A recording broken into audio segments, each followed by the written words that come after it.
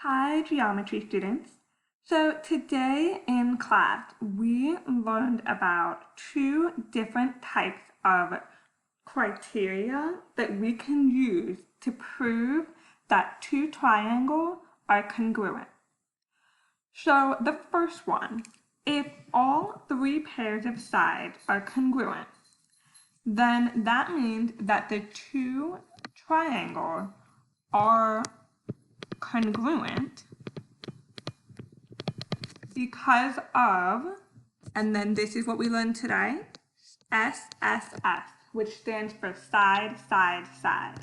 So for example, if we have two triangles and we know that we have one pair of sides that are congruent, we have a second pair of sides that are congruent, and we have a third pair of sides that are congruent. So if we have three pairs of sides, if all the side pairs are congruent, then we can say that the two triangles are congruent because of side, side, side criteria. There's also another one that we learned today in class. So this one says, if blank sides and an included angle are congruent, then the two triangles are congruent because of blank. So, if two sides are and the included angle.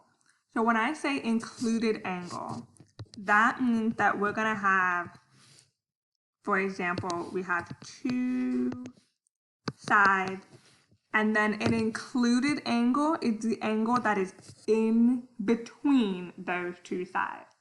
So that is what included means.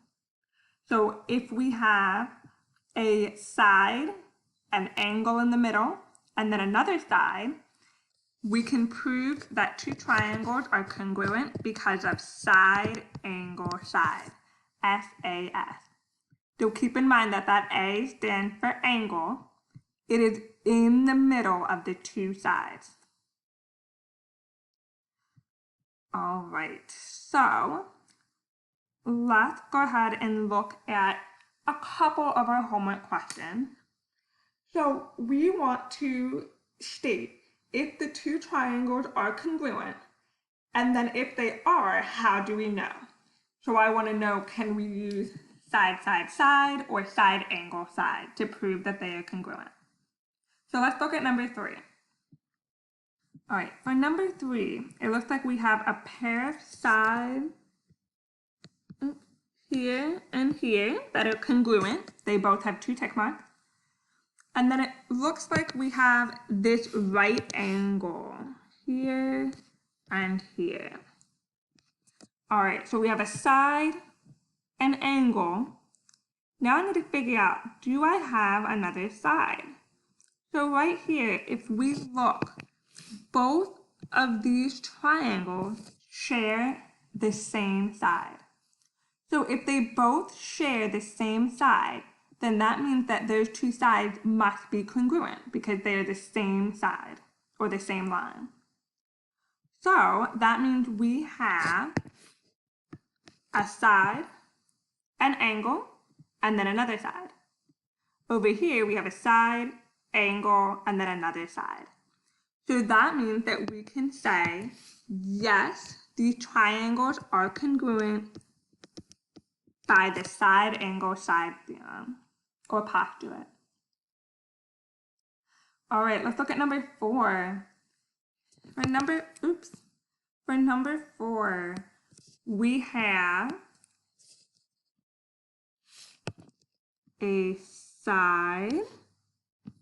These two sides are congruent. We have another pair of sides that are congruent. And we have a third pair of sides that are congruent. So in this case, all 3 pairs of sides are congruent. So that means that we can say, yes, these triangles are congruent by side, side, side. So that is how we can prove that those triangles are congruent. All right, so for numbers 5, 6, 7, and 8, I want you to try those on your own on the worksheet.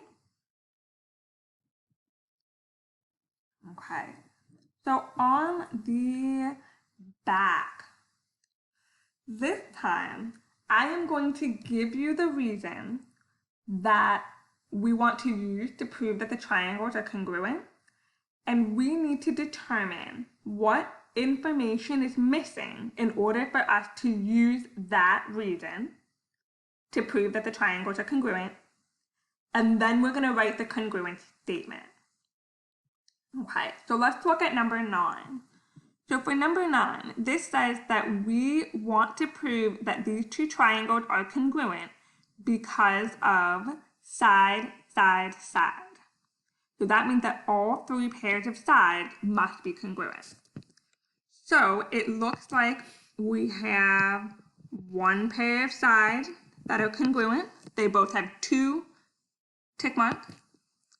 We have another pair of sides that's congruent. Those 2 sides have 3 tick marks. So what are we missing? So we have a side, we have another side. So we are missing our 3rd side. So that means that I need to prove that this side here is congruent to this side here. So that is my missing information. So I'm going to go ahead and write that. So we need to know that side RT is going to be congruent to XZ, side XZ. Again, make sure that you are very careful about the order of the letters. So if I say RT over here, when we write the second part, whatever angle corresponds with R must be written first over here. So how can we tell that? So over here, angle R is next to the side that has 2 tick marks here. So that means whichever letter over here is on the side with the 2 tick marks, that is the angle that corresponds with R. So that is why I know that X has to be written first on this side, because angle R and angle X correspond with each other. All right, so now we need to write the congruence statement. So this says that triangle RTS is congruent to triangle, that's what we need to fill in. So we can't just pick any random letter. We have to make sure that the letters are written in proper order. So I first started with R over here. So whatever angle corresponds with R has to be written first on the other side. So that happens to be what we just talked about. Angle R corresponds with angle X. So I'm going to write X first. T. So angle T corresponds with what?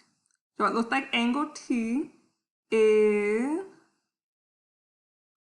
on the side with or between the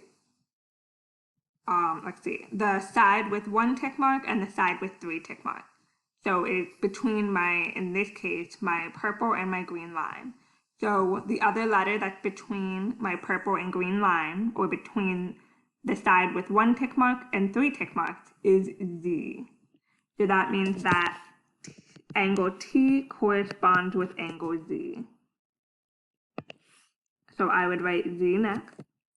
And then that means by process of elimination that angle S has to correspond with angle Y. And we can double check that because angle S is between the side with 2 and 3 tick marks, and angle Y is also between the sides with the 2 and 3 tick marks. So that is how we write our congruence statement. So please remember that the order does matter when we are writing our letter, whether it's for the congruence statement or even if it's just for the other statements for the sides and the angle. All right, I'm going to do one more example with you guys, and then I'm going to have you work on the rest.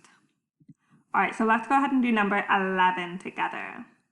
So number 11, it says that we want to prove that these two triangles are congruent because of SAS, side angle side.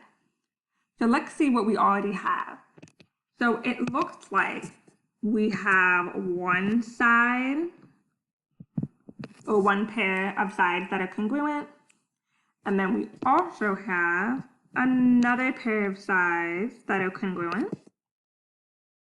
All right, so we have a side, we have another side, but we are missing the angle. So my missing information is going to be what two angles have to be congruent. So remember, for side angle side, the angle must be included or in between my two sides. So the angle that is in between my two sides are going to be these angles here. So angle L and angle H. So my missing information is we need to know that angle L is congruent to angle H. All right, so when we write our congruent statement, we're starting off with triangle LKM. We want to say that that is congruent to triangle. Angle L corresponds with angle H. So we know that from what we just figured out. Next, angle K. Angle K, if we look here, is at the end of our purple line. So over here, that means that angle K is going to correspond with angle I. And then angle M, which is up here, must correspond with angle G. All right, so triangle LKM is congruent to triangle HIG. All right, so now I want you to try on your own to finish number 10 and 12. If you guys have any questions, please feel free to email your teacher or to come see us during office hours.